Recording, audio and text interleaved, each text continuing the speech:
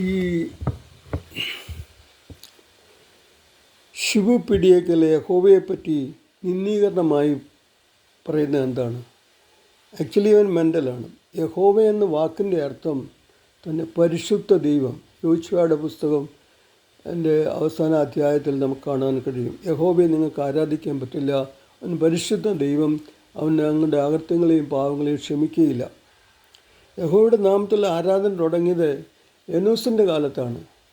എനോസ് ജനിച്ചതിന് ശേഷമാണ് യഹോവയുടെ നാമത്തിലുള്ള ആരാധന തുടങ്ങിയത്. ഈ യഹോവയെ പറ്റി തെമ്മാടിയാണെന്നും അതാണെന്നും ഈ ഷിബു പിടിയേക്കൽ പറയുന്നത് എന്താണ്? തെറ്റാണ്. അവൻ യഥാർത്ഥത്തിൽ ദൈവം എന്തെന്ന് അറിയത്തില്ല, ദൈവത്തിൻ്റെ ശക്തി എന്തെന്ന് അറിയത്തില്ല. അബ്രഹാം, ഇസാക്ക്, യാക്കോബിന് സർവ്വശക്തിയുള്ള ദൈവമായി പ്രത്യക്ഷപ്പെട്ട എന്തെന്ന് ചോദിച്ചാൽ, അബ്രഹാമിന് കുട്ടികളില്ലായിരുന്ന സമയത്ത് അവൻ സർവ്വശക്തിമാനാണ്, എല്ലാത്തിനും മതിയായവൻ, അങ്ങനെയാണ് പ്രത്യക്ഷപ്പെട്ടത്. എന്നാൽ ഇസ്രായേൽ മക്കൾക്ക് പ്രത്യക്ഷപ്പെട്ടത്, ഞാൻ അബ്രഹാമിൻ്റെ, ഇസാക്കിൻ്റെ, യാക്കോബിൻ്റെ ദൈവമാകുന്നു, ഞാൻ യഹോവയാകുന്നു എന്നുള്ളതാണ് ഇസ്രായേൽ മക്കളോട് പറഞ്ഞത്. യഹോവ എന്ന നാമത്തിൻ്റെ അർത്ഥം പരിശുദ്ധ ദൈവം. യഹോവയ്ക്ക് എന്തെല്ലാം അധികാരമുണ്ട്? കൊല്ലാനും എടുക്കാനുള്ള അധികാരമുണ്ട്, ജനിപ്പിക്കാനുള്ള അധികാരം, സൃഷ്ടിയുടെ അധികാരം എന്ന് പറഞ്ഞ് ദൈവത്തിൻ്റെ കയ്യിലാണ്. ഇന്ന് ഷിബു പിടിയേക്കൽ അവന് പെന്തക്കോസ്തിലായിരുന്നു. പെന്തക്കോസ്തായതിനു ശേഷം അവൻ പിന്നെ ഗ്ലോറിയസ് ഫെലോഷിപ്പ് ഉണ്ടാക്കി. അങ്ങനെ യാക്കോബ സഭയായിട്ട് മിങ്കിളായിട്ട് പോകുന്നുണ്ട്. എന്നാൽ ഇവൻ വായി തോന്നുന്നതെല്ലാം പറയുകയാണ് ദൈവത്തെപ്പറ്റി. എൻ്റെ നാമം വൃഥാ എടുക്കരുതെന്ന് പറഞ്ഞിട്ടുണ്ട്. യഥാർത്ഥത്തിൽ യേശുക്രിസ്തു ആര് മുഖാന്തരമാണ് അത്ഭുതങ്ങൾ? യൂത്ത് ഖെ വൗഖെ എന്ന ദൈവത്തിൻ്റെ നാമത്തിലാണ് അത്ഭുതങ്ങൾ ചെയ്തത്. ആ നാമമാണ് വെളിപ്പെടുത്തിയത് ഇസ്രായേൽ മക്കൾക്ക്. അതുകൊണ്ട് യഹോവയുടെ നാമം എന്ത്? പരിശുദ്ധ നാമം എന്ത്? അത് എബ്രായ ഭാഷയിൽ യൂത്ത് ഖെ വൗഖെ, യഹോവ സർവശക്തിമാനാണ് ദൈവം എന്നുള്ളത്. ഇതിനെപ്പറ്റി വളരെയധികം വൃത്തികേടായിട്ടാണ് ഈ ഷിബു പിടിയേക്കൽ പറയുന്നത്. ഇതിനെ എഗ്രി ചെയ്യുന്നതാകുന്ന ഗോസ്പൽ ടി വിക്കാരുമുണ്ട്. Gospel T V Uttar Pradesh, U പിയിലെ അദ്ദേഹം ഇതിന് അവനോട് സൈഡ് ചേർന്നുകൊണ്ട് പറയുന്നുണ്ട്. എന്നാൽ ദൈവത്തെ നമ്മൾ ബഹുമാനിക്കുക, അവൻ്റെ നാമം വൃഥാ എടുക്കരുത്, അവൻ്റെ നാമത്തെ നമ്മൾ ഭയപ്പെടുക, അവൻ്റെ നാമത്തിനെതിരായിട്ട് നമ്മളൊന്നും പറയരുത്.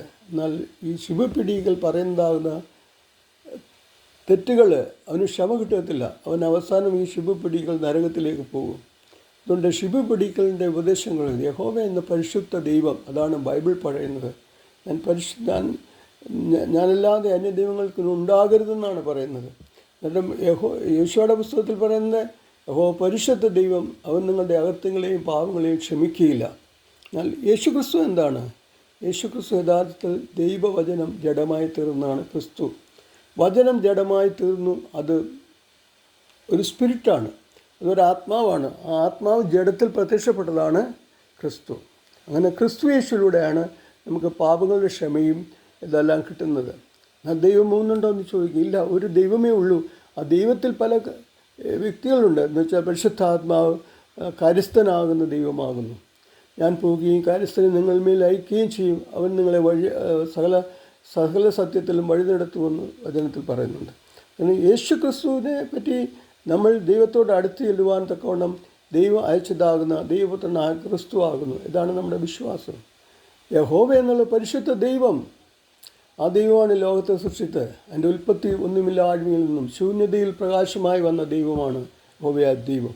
അതുകൊണ്ട് ഈ ഷിബു പിടിയേക്കലിൻ്റെ ഉപദേശം ആരും സ്വീകരിക്കരുത്. അവൻ പറയുന്നതെല്ലാം തെറ്റാണ്.